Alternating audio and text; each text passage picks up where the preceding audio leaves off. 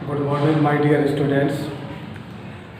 आज सर्वप्रथम हम अपने विद्यालय के निदेशक महोदय का धन्यवाद ज्ञापन करते हैं, क्योंकि उन्हीं के आभार से आज हम आपके विद्यालय में अपने बच्चे को ऑनलाइन स्टडी करा रहे हैं तथा हमारे विद्यालय के निदेशक महोदय श्रीमंत मुकेश कुमार सर के मेहनत और प्रयास के कारण आज हम अपने विद्यालय के सभी क्लास के वर्ग के बच्चे को ऑनलाइन शिक्षा पढ़ाने की कोशिश कर रहे हैं, जिसमें बच्चे भी बहुत ध्यान दे कर के पढ़ रहे हैं, कोशिश करते हैं मन लगा कर पढ़ें तथा हम अपने बच्चे का भी धन्यवाद देते हैं कि वो मेहनत से होमवर्क बना रहे हैं, हमारे भेजे गए वीडियो को देखते हैं, समझते हैं, उसके बाद जहाँ जो प्रॉब्लम है पूछते हैं तथा हम भी उनके प्रॉब्लम को सॉल्व करते हैं। इसी कड़ी में आज हम आपको क्लास 10 के बच्चे के लिए आज हम आपको linear equation in two variable बताने जा रहे हैं। Linear equation in two variable, सबसे पहला मैथ में या किसी भी चीज़ में एक चेन बना हुआ है, जिस चेन के माध्यम से कोई भी चीज़ चैनलाइज होता है, देन आफ्टर देन। इस कड़ी में सबसे पहला हम लोग ने a pair of linear equation in two variable. Pair मतलब जोड़ा, जोड़ा मतलब वह दो। Linear equation in two variable, जिसमें दो वेरिएबल्स हो। सबसे पहला ये जानते हैं कि वेरिएबल्स क्या है और कांस्टेंट क्या होता है। न्यूमेरिकल कोफिशिएंट का जिसका वैल्यू निकल जाए कांस्टेंट हुआ 1 2 3 4 5 6 7 up to infinity. Alphabetical term से A to Z is known as variable. Linear polynomial से लीनियर इक्वेशन की ओर हम चलते हैं। Linear polynomial it means having only one term ax plus b। linear polynomial ax plus b having degree of x is 1 in x is only variable while a not equals to 0। now linear equation, कोई भी equation कब होगा? Polynomials से जब equation में हम आएंगे तो इसका मतलब क्या होगा? इक्वल्स टू के लेफ्ट और राइट अगर दोनों तरफ कुछ न कुछ डिजिट होंगे तो क्या होंगे? इक्वेशन हो जाएंगे। इस कारण देखिए पॉलिनोमियल्स को हमने इक्वेशन में कन्वर्ट किया। Linear equation ax plus b equals to 0 a not now linear equation in two variable ax as it is ax को लिख दिया प्लस b में हमने क्या लगा दिया? अदर वेरिएबल्स y और एक c को कोफिशिएंट ले लिया c equals to 0। x and y are two variables in linear equation in two variables for more than two equations। अब अगर एक से अधिक आपको इक्वेशन आ जाए तो हमने इसका फॉर्मेट लिखा ax plus by plus c equals to 0। अगर मोर देन टू इक्वेशन है तो a1x plus b1y plus c1 equals to 0, a2x plus b2y plus c2 equals to 0। अब इतना तो ये इसका फॉर्मेट हो गया। अब हम इसको सॉल्व कैसे करते हैं? सबसे पहला सॉल्व करने का प्रोसेस क्या है? Linear equation in two variables को 5 methods, there are 5 process for solving linear equation in two variables. First process graphical solution of linear equation. पहला है कि इस इक्वेशन को बाय ग्राफिकल मेथड हम सॉल्व करके अननोन वेरिएबल x और y का वैल्यू निकाल सकते हैं। दूसरा मेथड ऑफ एलिमिनेशन मेथड से हम इसको एलिमिनेट कर देंगे। किसी भी टर्म को x को एलिमिनेट कर देते हैं तो y का वैल्यू निकलता है। अगर हम y को एलिमिनेट कर दें तो x का वैल्यू निकलता है। Method of by cross multiplication, method of by substitution क्या होता है कि अगर हम x के वैल्यू को अगर पलट करके दूसरे में डाल दें तो y निकल जाएगा। अगले टर्म में जब उसको पुट कर देते हैं सब्स्टिट्यूशन होता है। मेथड ऑफ कंपैरिजन मेथड, ये 5 मेथड से linear equation in two variable solve होता है। अब दूसरा चीज इसमें ये आ गया simultaneous linear equation. Simultaneous linear equation क्या चीज होता है? A pair of linear equation in two variable is said to be form of system of simultaneous linear equation. For example, 2x plus 3y equals to 8, 3x plus 4y equals to 5. अब इस equation को हम solve करते हैं या इस equation को हम सिमुल्टेनियस इक्वेशन कहते हैं। अब बच्चों तुम लोग इसको पहले उतार लो अच्छे से, अब फिर इसको समझो, जहाँ कहीं दिक्कत हो वो मेरे से पूछने की कोशिश करो। Thank you. हाँ बाबू इसको उतारो। ठीक, थैंक यू। अब आप लोग को लिखने के बाद, इसको लिखने के बाद अब हम लिखाना शुरू करें, बताना। देखिए a1x plus b1y plus c1 equals to 0 and a2x b2y plus c2 equals to 0। अब इसमें ग्राफ का कंडीशन कैसा होगा? Consistent, inconsistent. तो ये दो भाग में बट गया। पहला हो गया कंसिस्टेंट, दूसरा हो गया inconsistent. Consistent a1 by a2 not equals to b1 by b2। अगर a1 by a2 not equals to b1 by b2 हो तो इसका मतलब इस ग्राफ से ये हमको पता चलता है कि यूनिक सॉल्यूशन होगा। दूसरा a1 by a2 b1 by b2 c1 by c2, अगर ये इस कंडीशन को फॉलो करता हो इसका मतलब मेनी सॉल्यूशन होगा, मेनी सॉल्यूशन होगा। Inconsistent a1 by a2 b1 by b2 not equals to c1 by c2 तो नो सॉल्यूशन होगा। यानी अगर हम किसी linear equation in two variable को सॉल्व करते हैं a1x b1y plus c1 equals to 0, a2x plus b2y plus c2 equals to 0, यानी जब इस क्वेश्चन को हम सॉल्व करते हैं तो इसमें तीन तरह का आंसर हमको मिलेगा। हो सकता है कि पहला आंसर यूनिक सॉल्यूशन, यानी कि at least value of x and y is one, at least one value x और वाई का एटलीस्ट क्या हो, कम से कम एक वैल्यू निकल गया यूनिक सॉल्यूशन। अगर एक वैल्यू नहीं निकलता है, इस क्राइटेरिया को अगर फॉलो नहीं करता है तो हो सकता है कि मे बी इस क्राइटेरिया में हो। अगर a1 by a2 b1 by b2 equals to c1 by c2 हो जाए तो ऐसा हो जाए कि इसका मतलब क्या होगा, मेनी सॉल्यूशन, एक से अधिक बहुत सारे सॉल्यूशन निकल जाएंगे। अगर तीसरा a1 by a2 equals to b1 by b2 not equals to c1 by c2 हो, इसका मतलब इस इक्वेशन का ग्राफ का सॉल्व ही नहीं होगा, नो सॉल्यूशन होगा, सॉल्यूशन नहीं होगा। ये तो बेसिक क्राइटेरिया, बेसिक पॉइंट मैंने आपको बताया।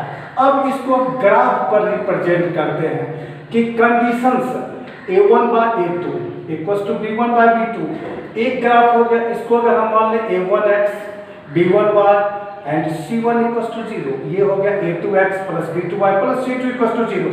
इंटरसेक्शन पॉइंट ये जो हुआ ये हो जाएगा value of x and y। यहाँ से आप इसको एक पैरेलल वर्टिकल लाइन डाल दीजिए, इधर से हॉरिजॉन्टल, ये जो दोनों का इंटरसेक्शन पॉइंट है ये पॉइंट वैल्यू ऑफ x और y निकल गया।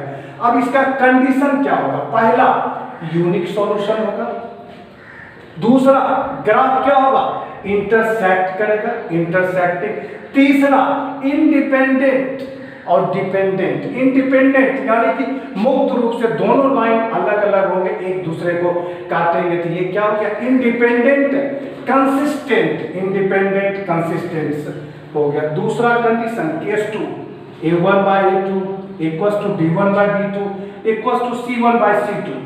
अब ऐसा अगर कंडीशन हो तो इसका मतलब कि दोनों इक्वेशन का जो ग्राफ में पॉइंट्स निकालेंगे सेम होगा, दोनों में डिफरेंट नहीं होगा, यानी दोनों का a1 by a2 b1 by b2 c1 by c2 का वैल्यू सेम होगा, इसलिए ग्राफ x ये लाइन हुआ।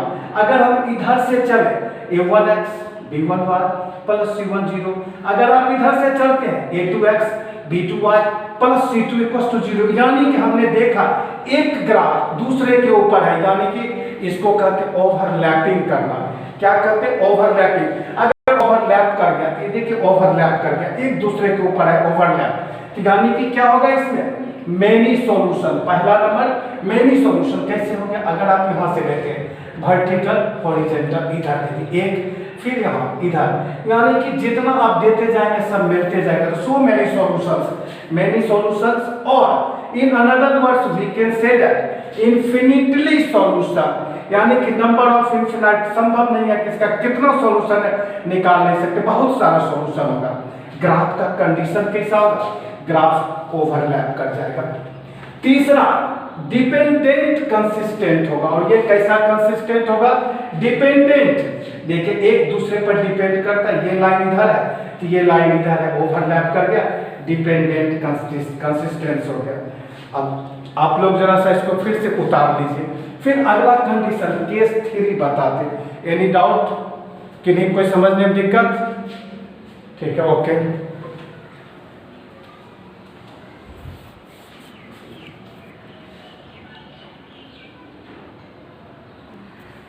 अब आपको लगता होगा कि आपने जो हमने इसको अभी दिखाया था उसे आप उतार लिया, देख भी लिया होगा, समझ भी लिया, कहीं कोई प्रॉब्लम तो नहीं होनी चाहिए। अगर कोई प्रॉब्लम हो तो आप क्वेश्चन एराइज करें, हम हर संभव कोशिश होगी हमारी कि हम आपके प्रश्नों का और क्वेश्चन का सॉल्यूशन दे सकें।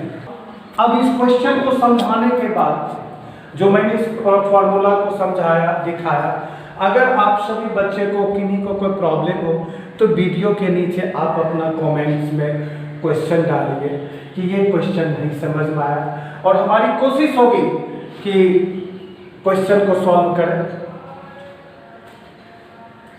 हाँ, क्वेश्चन को सॉल्व करें, देखते हैं। अब पहला केस 2 तक मैंने बताया था। केस 2 में क्या बताया था, a1/a2 not equal to b1/b2, तो यूनिक सॉल्यूशन होगा, ग्राफ इंटरसेक्ट करेगा। तीसरा क्वेश्चन हमने बताया था, second case a1/a2 equal to b1/b2 not equal to अगर c1/c2 हो जाए तो उस कंडीशन में ग्राफ का क्या था, मेनी सॉल्यूशन था। Many solution it means graph overlap कर गया, ग्राफ ओवरलैप कर गया, मेनी सॉल्यूशन हो गया। तीसरा condition case 3 a1/a2 equal to b1/b2 not equal to अगर c1/c2 आ जाए तो इस कंडीशन में ग्राफ पैरेलल होगा। कैसे, a1x plus b1y plus c1 equal to 0, a2x plus b2y plus c2 is 0, दोनों ग्राफ पैरेलल है। अगर पैरेलल हो जाए तब क्या होगा, इसका नो सॉल्यूशन, क्या होगा, नो सॉल्यूशन होगा। इसका मतलब आंसर x y का वैल्यू नहीं निकलेगा।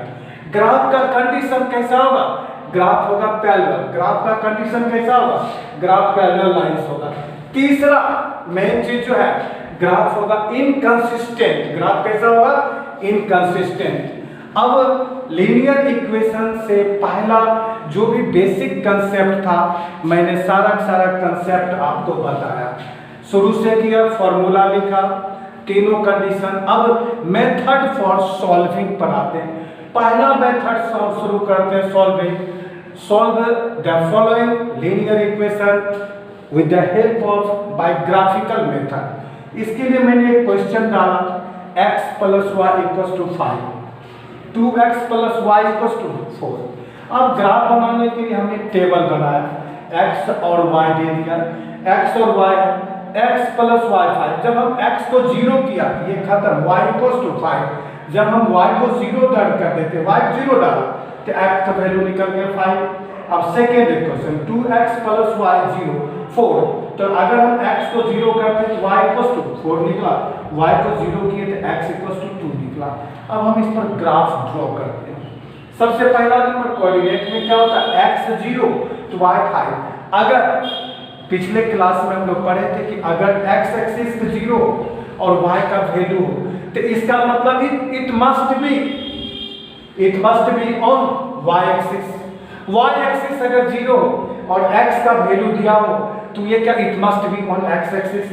इसका मतलब x 0 है, y 5 है, तो इसका मतलब ग्राफ क्या होगा, y एक्सिस पर होगा। 1 2 3 4 5 ये कोऑर्डिनेट हो गया पहला। दूसरा, अब देखिए y 0 है तो x का 5, y 0 1 2 3 4 5 ये हो गया। अब हम इसको मिला देते हैं, मिला दिया इस लाइन का नाम मैंने क्या लिखा, मिला दिया, x plus y equals to 4, x plus y equals to 5। दूसरा x 0 तो y 4, x 0 तो y 1 2 3 4 4। अब y 0 x 2 y 0 x 2। अब हम क्या देखते हैं, दोनों लाइन,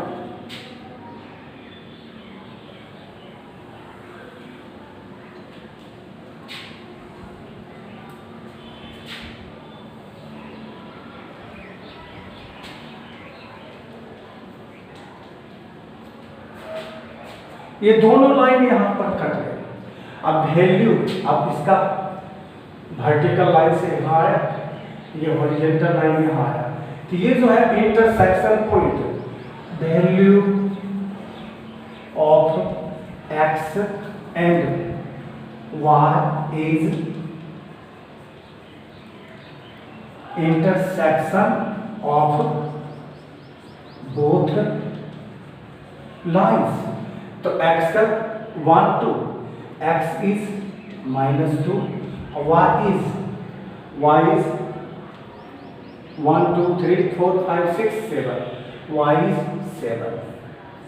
एक ये भी हो गया। दूसरा, अब एक यूनिक सॉल्यूशन मैंने बताया था कि एटलीस्ट x और y का वैल्यू निकल गया। अगर आप यूनिक सॉल्यूशन में चलते हैं तो a1 equals to 1, a2 equals to 2, b1 equals to 1,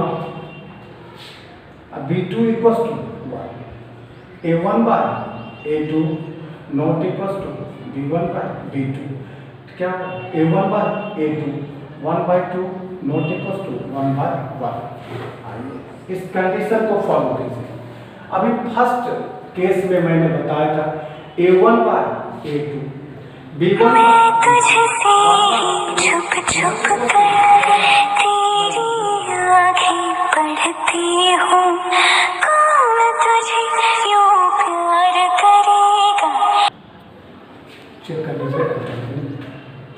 अब देखिए ये हो गया। अब जब हम a1 by a2 not equals to b1 by b2 equals to 1 by 1, इस ग्राफिकल, अब इस क्वेश्चन को linear equation in two variable x plus y 5 2x plus y equals to 4, इसको लिया, ग्राफ में मैंने बैठाया। अब हमने क्या किया, अपने नियम के अनुसार किसी भी, हमने क्या किया, एक बार x को 0 कर दिया तो y का वैल्यू निकला, एक बार y को 0 कर दिया तो x का निकला, और दोनों लाइन यहाँ पर कटा, इंटरसेक्शन पॉइंट क्या हो गया, इसका x और y के वैल्यू हो गया।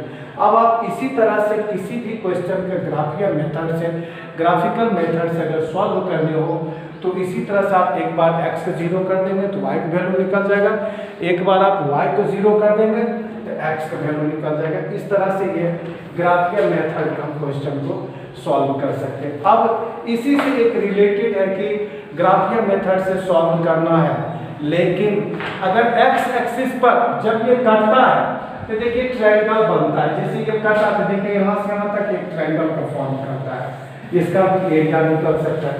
तो कहता है कि x एक्सिस पर जो ट्रायंगल फॉर्म करेगा उसका एरिया निकालें, या y एक्सिस पर जो फॉर्म करता है उसका एरिया निकालें।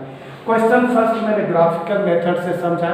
अब दूसरा क्वेश्चन हम आपके लिए फिर से बना रहे हैं, दिखा रहे हैं, जिसको आपको समझना होगा, देखना होगा किस तरह से बना, और मुझे आशा है कि आपने इस क्वेश्चन को अच्छी तरह से समझ लिया होगा, आपने बना देखा। अगर कोई प्रॉब्लम हो तो आप मुझे वीडियो के नीचे उसको कमेंट करें, क्वेश्चन को सेंड करें, यथासंभव हम उसको सॉल्व करके आपको देंगे। अगले क्वेश्चन की ओर बढ़ते हैं। तत्कालीन आप इसको पहले उतार लें। ओके,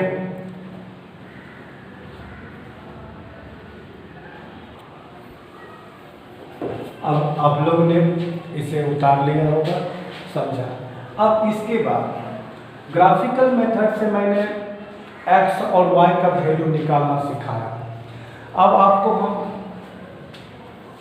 कहता है कि ग्राफिकल मेथड से इसको सॉल्व कीजिए और एक्स एक्सिस पर जो ट्रायंगल का फॉर्म हो उसका एरिया निकालिए तथा उसका ट्रायंगल का वर्टिसेस का कोऑर्डिनेट भी आपको लिखना है। तीनों चीज दिया हुआ है। इसको हम कैसे करते हैं?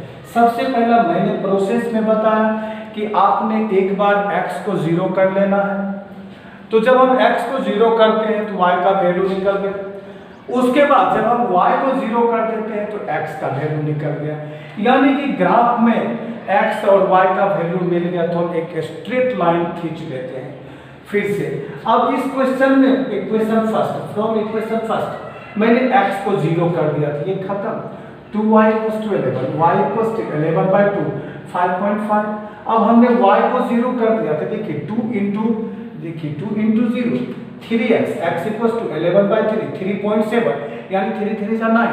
अब 2 बचा, 2 पर 0 दिए 20, इसलिए एक 0 बढ़ा दिया हमने तो 2 7 जा 21 3.7 इसको दे दिया। From equation 2x - 3y = 0 2x x को हमने 0 कर दिया -3y = -10 माइनस कैंसिल y = 10/3 3.4। उसके बाद जब हमने y को 0 कर दिया तो y देखिए खत्म, क्या बचा 2x = -10 x = -5। अब हमारा दोनों टेबल कंप्लीट हो चुका है, इक्वेशन 1 और इक्वेशन 2। इस इक्वेशन 1 और 2 से हम पहले ग्राफ को ड्रॉ करते हैं। मैंने क्या बताया कि आपका अगर x 0 हो और y का वैल्यू दिया हुआ हो तो it must be on y axis. अगर y 0 हो, x का वैल्यू दिया हुआ हो तो it must be on x axis. इसका मतलब ये कहां पर होगा? y एक्सिस पर होगा। x 0 है, यहां 0 हो गया, y एक्सिस पर 1 2 3 4 5 5.5 ये हो गया हमारा पहला। दूसरा y 0 है, ये क्या होगा? On the x axis, plus है या माइनस? प्लस है तो प्लस में 3.7 1 2 3 आधा 0.7, इसका मतलब इस पर होगा। ये देखिए ये हो गया। अब इस दोनों लाइन को हम देखिए मिला देते हैं, मिला दिया। अब मिलाने के बाद इसका नाम मैंने लिखा, क्या है नाम? देखिए 3x + 2y = 11 हो गया। अब दूसरा x = 0 तो y 3.4, x 0 तो y 3.4 1 2 3 3.4 हो गया। अब देखिए y 0 x - 5 1 + 5 1 2 3 1 2 3 4 5 -5 हो गया।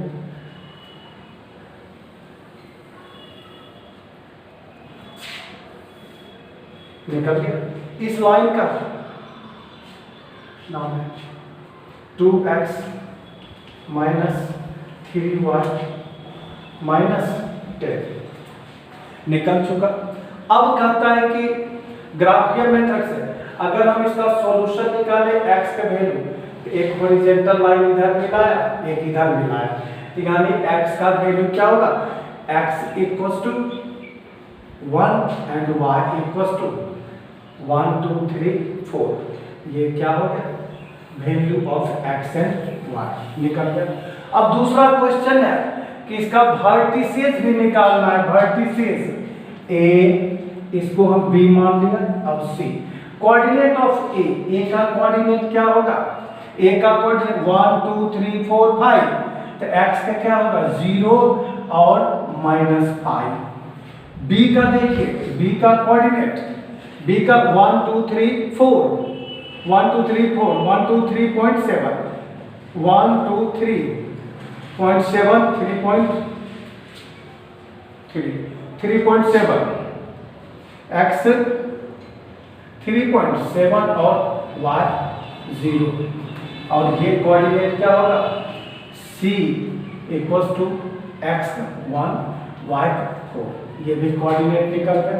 इसका वर्टिसेस मैंने निकाल दिया, ये वर्टिसेस निकल गया। वर्टिसेस। अब हम कहता है कि find the area of triangle भी फाइंड करना। एरिया ऑफ ट्रायंगल, तो सबसे पहला हमने इसको शेड कर दिया। शेडेड पोर्शन हमारा ट्रायंगल शो करता है। शेडेड पोर्शन देखिए, शेडेड पोर्शन क्या हो गया? ट्रायंगल हो गया shaded portion. Shaded portion triangle, shaded portion triangle in triangle ABC। Base कितना यूनिट हुआ काउंट कीजिए, 1 2 3 4 5 6 7 8 9, तो 9 यूनिट बेस हो गया। हाइट यहां से यहां तक हाइट हुआ, क्या हुआ 1 2 3 4 1 2 3 4 4 5.5 5.2 हाइट क्या हो जाएगा 1 2 3 4 5 5.5 हाइट हो गया 5.5।